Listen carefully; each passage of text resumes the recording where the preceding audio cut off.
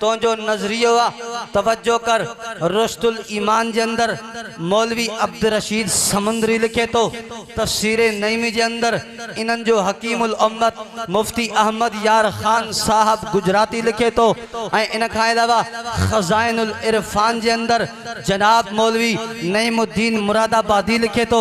रसूलुल्लाह सल्लल्लाहु अलैहि वसल्लम जे लाइ अक़ीदे बशरियत जी नफ़ी कंदे इन्हनि जो अक़ीदो तवज्जो कर तफसीर नईमी जे अंदर लिखल मौजूद आ इनको बशर मानना ईमान नहीं, अंबिया के बशर मनण ईमान ना है। तफसीर खजाइनुल इरफान जे अंदर लिखल आ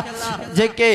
चे तो अंबिया को जिन्होंने बशर कहा उनको काफिर फरमाया गया, यानी जेको अंबिया जे लाइ बशरियत जो अक़ीदो रखे तो उहे काफिर हैं। तवज्जो नंबर 3 रुश्तुल ईमान जे अंदर मौली अब्दुल रशीद समंदरी फैसलाबादी लिखे तो अब जो नबी को बशर कहे वो न खुदा न नबी, लिहाजा कुफार में दाखिल हुआ। मचो तुंहिंजो नजरियो अंबिया जी बशरियत जो मुनकिर हुजण जड़ो आ, लेकिन हजरत साईं अलामा पीर सिबगतुल्लाह राशिदी साईं पीर पगारो चे थो छा थो चए इन्ही सफ़ा नंबर 465 ते चे थो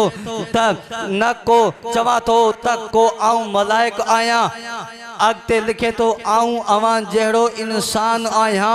मन मलाइक न आया इंसान आया,